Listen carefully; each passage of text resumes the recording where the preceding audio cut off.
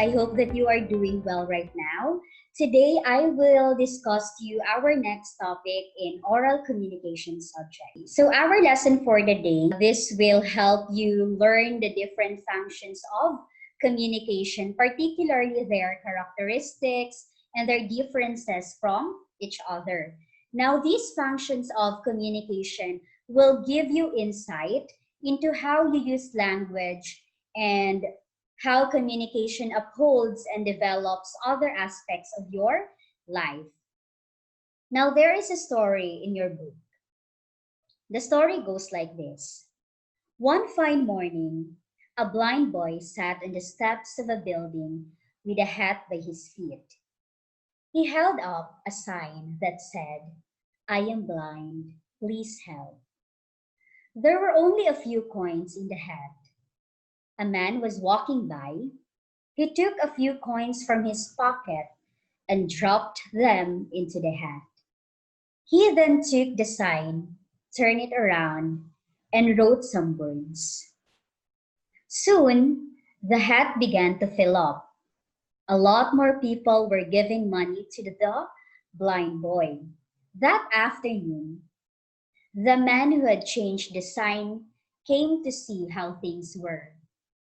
The boy recognized his footsteps and asked, "Were you the one who changed my sign this morning? What did you write?" The man said, "I only wrote the truth. I said what you said, but in a different way." What he had written was, "Today is a beautiful day and I cannot see it." Now, would you believe the story, class? So whether or not the story is true, one surprising function of communication is illustrated here. Ano yun? Communication can save one's life. So this is the power of communication. Now we will discuss the functions of communication. Communication, whether verbal or nonverbal, can be thought of as a tool. So this is also true of the primary means by which humans communicate language. Now, in the story I mentioned, you discovered how language, when used effectively, can be that powerful. So yan yung power ng communication. Now, every tool has a function. As a tool, communication is used by humans to accomplish a task, goal, or objective. Communication functions are not limited to a particular grammatical structure. They can take different grammatical structures. It could be declarative, interrogative, imperative, or even exclamatory. Now, in this lesson, you will be immersed in the different functions of communication, so you will know later on. Communication functions. Communication is a human activity, always serves a function. Functions of communication refer to how humans use language for different purposes. So bakit ba tayo nakikipag-communicate? Ano yung purpose natin? What is our goal or what is our objective? Why we communicate with other people? Theoreticians such as Roman Jakobson, Michael Halliday, and Bronislaw Malinowski have categorized the different uses or functions of communication. So what are these? We have 5 common functions of language. We have the regulation or control, social interaction, motivation, information, and emotional expression. Okay, so we will know this one by one. Now, when we talk of regulation or control, communication can be used to control the behavior of human beings. It can be used to regulate the nature and amount of activities humans engage in. Now, it functions to control one's behavior. So what are other examples of regulation or control?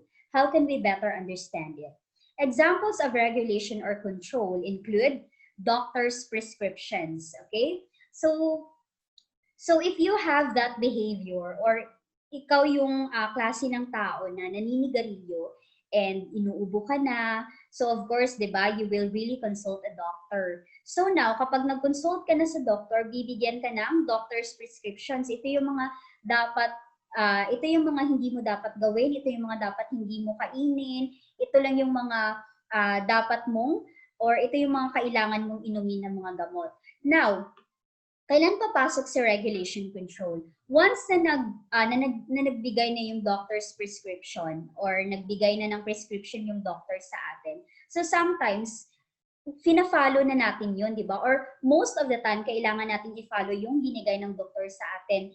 To what? Para ma-control natin yung behavior natin na nagsismoke, okay? Para maiwasan yung lung cancer or kahit ano pang mga sakit yan, okay? So, nare-regulate yung behavior natin. Kung ano yung mga nakasanayan natin na gawin noon, of course, nare-regulate natin ngayon, nakokontrol na natin, okay? Next, parents' instructions to their children, di ba? Kapag yung parents natin, kapag sasabihin ng parents natin na, oh, wag mo na yan gawin, hindi yan nakakasama yan sa'yo, hindi yan mabuti para sa'yo. So sometimes, ano yung ginagawa natin as mga anak? Di ba?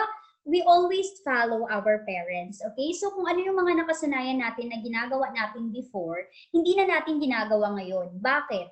Kasi tumatatak sa isipan natin kung ano yung mga instruction or mga binibigay sa atin ng parents natin. Kasi yan yung sa tingin nila ang tama at yan din yung sa tingin natin ang tama. Next, friends giving advice on what course of action to take. Scolding, employers' orders to their employees, customers making orders, and many others. So because of communication also, natutulungan din nila tayo in many aspects. Next, we have social interaction. Communication can be used to produce social interaction in their daily course of living. Human beings develop, maintain bonds, intimacy, relations, and associations. Humans do this primarily, okay? Or humans do this primarily through communication. So what are examples of social interaction? This includes pick-up lines, invitations, greetings, appreciation, encouragement, marriage proposals, game plans, and many others. Now, examples of expressions that produce social interaction are hello, okay? So sometimes, if it is first day of class, di ba, hindi pa natin masyadong kilala yung mga classmates natin, di ba? Hindi natin alam kung anong pangalan ng katabi natin. Sometimes para magkaroon ng social interaction, di ba? Pinapansin natin sila. We say hello, hi, kamusta ka?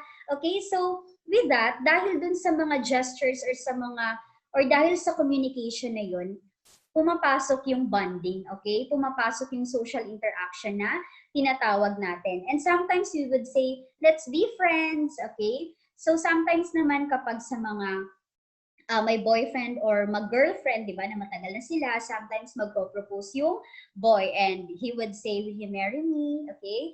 And others, be my group partner, I like you, I love you, you mean so much to me. So, these are examples of social interaction na tinatawag natin.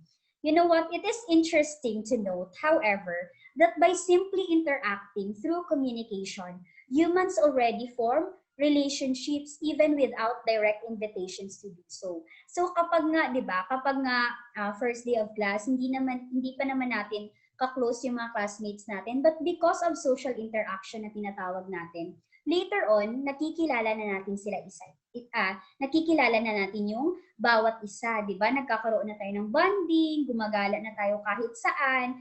Okay? So yan yung tinatawag natin na social interaction. The mere fact of spending time with a person and talking about oneself already produces closeness. Ayan, nagiging close na kayo sa bawat isa. Okay, habang nakikipag-usap or habang nag-uusap kayong dalawa. So this is why a young man trying to develop a romantic relationship with a woman spends a lot of time with her para mas makilala niya pa yung girlfriend niya. The same can be said of working together and communicating while doing so. So it is also evident when parents spend time with their children or when friends hang out with each other. Social interaction as a function of communication comes about in any human activity involving communication.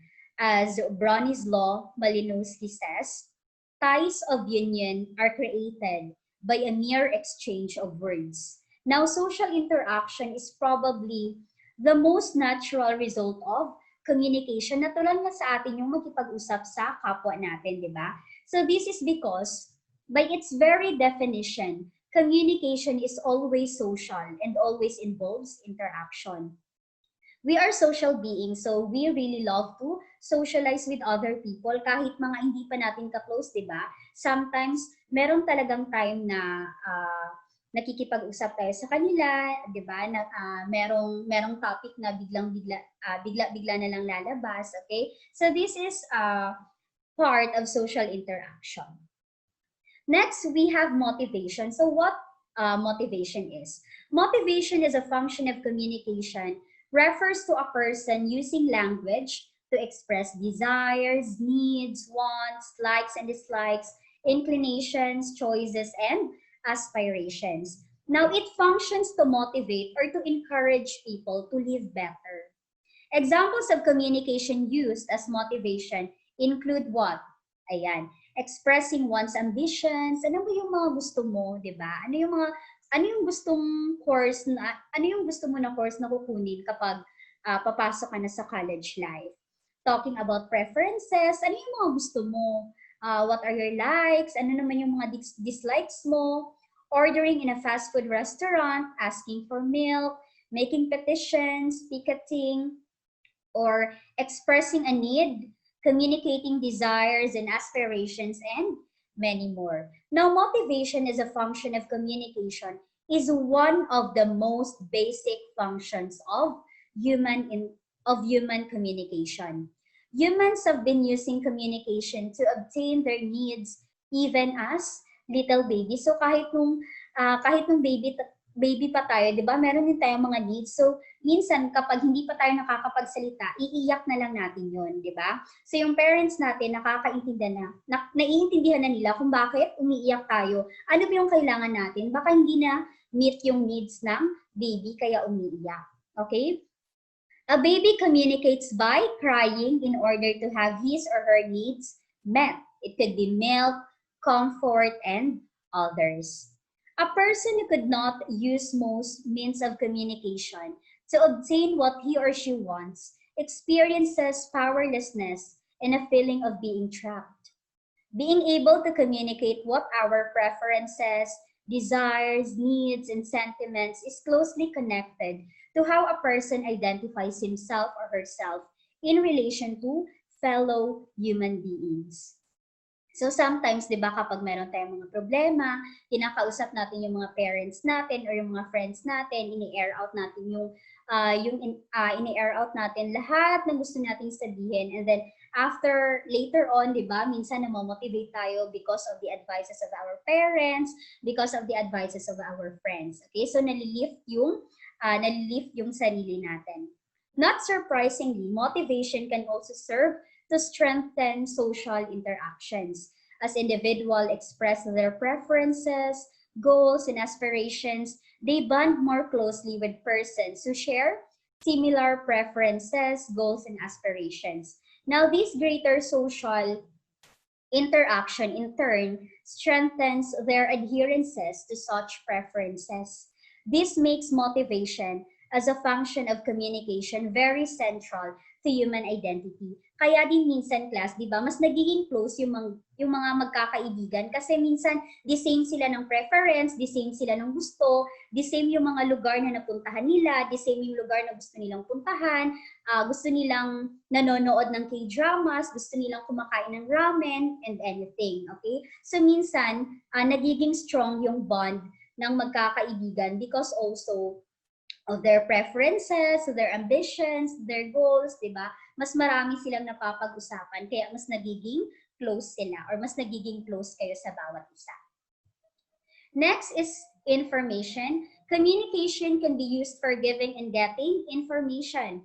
Giving information usually comes in the form of statements of facts, grammatically known as declaratives, and sometimes in terms of rhetorical questions. Now, communication as information enables humans to get to know the world, okay? Marami tayong nalalaman, okay? Marami tayong nalalaman because of the information. It enables them to process and structure what they learn about it. Now, getting information can come in the form of questions intended for getting information, grammatically known as interrogatives, commands, grammatically known as imperatives, and even through statements. Now we have here examples of giving information. I have 3 brothers, okay? Or for example, sa akin, uh, I have sisters. I have 6 sisters. I live in San Pedro, Mitsac, Cotabato. So that is an information about me as your teacher. My name is Aileen de la Cruz Escote, LPT. So that is an information coming from me, okay? So that is a fact about myself. Now, for every action, there is a reaction. Another example, Philippine Normal University was established in 1901. So those are examples of facts. Those are examples of information na nalalaman natin and nadadagdagan yung knowledge natin about a certain topic or about a particular thing or situation. Next is emotional expression. So as you can see, merong different emoticons dito, okay? Merong sad or merong takot, merong masaya, merong in love or mixed emotions, okay? Now, humans always need to express their emotions, both verbally and non-verbally. Emotions are an essential part of who we are. So, when we express our emotions, class, sometimes pwedeng verbal, okay? Sinasabi natin kung ano yung nafe-feel natin ngayon, kung masaya ka ba, sad ka ba, may pinagdadaanan ka ba ng problema, broken-hearted ka ba, so pwede nating sabihin, okay? Yun yung tinatawag natin na verbal.